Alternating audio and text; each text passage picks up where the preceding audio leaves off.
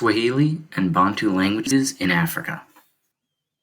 The Bantu language came to prominence through the advancements of its people. The Bantu people knew how to smelt iron, and as they started to move from their homeland near the Niger River towards Kenya and the Namibian desert, they spread their language and technology with them. The iron tools used in farming were especially important since they allowed people to have specialized jobs and trade. Potsherds, like these, found within ancient Bantu settlements in Cameroon, showed that the Bantu were farming and staying in one place. With them, the Bantu brought new technologies and skills such as cultivating high-yield crops and ironworking, which produced more efficient tools and weapons.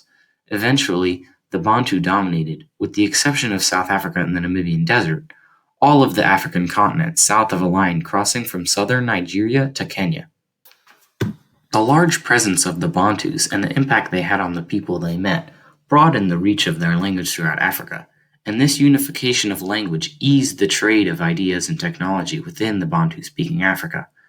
The Bantus forever changed the parts of Africa they moved to, where once foraging tribes now farmed with iron and traded to sustain themselves. This is a map of the expansion routes that the Bantu might have taken throughout Africa from around 2000 BCE to 1000 CE.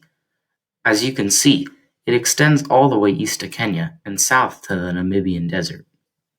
The Swahili language came to be through the intermingling of the Arabic traders and the native Bantu-speaking people. Through this association, Swahili formed, based off of Bantu and borrowing some Arabic words. The language of Swahili was initially used mainly by traders in Africa, but as trade kept growing, it became more ingrained in the region and started to be used by the full population. The coastline all the way from Mogadishu to Sofala is the Swahili coast, where various traders, mainly Arabic and Indian, would come to trade with the Swahili for various goods, such as tortoiseshells and ivory. Indeed, the term Swahili is derived from Arabic and means people of the coast. Swahili brought riches to the coast of Africa, and in doing so linked the mainland to the coast.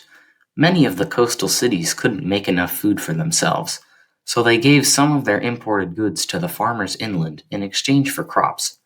They also traded some of these crops with the Arabs and other traders for more goods to continue the cycle. This Swahili trade system joined Africa to the world. The language is still spoken today in East Africa, continues to acquire foreign loanwords, and is the national language of Kenya and Tanzania. This is a picture of Great Zimbabwe, a city which once thrived on the gold trade going through mainland Africa to the coast. This is just one example of the unification between the Swahili coast and inland Africa. Bantu and Swahili are really very different, at least in terms of their creation. Bantu is made by the original need to communicate, and Swahili was created to facilitate the lucrativeness of trade. However, the effects both had on Africa were very comparable. They both united areas of Africa and facilitated trade. Bantu and Swahili may be different, but they had similar effects on the African people. In all, some 500 languages spoken today in that vast area are derived from the Proto-Bantu language. Wait, I have to read this slide too? Oh, okay.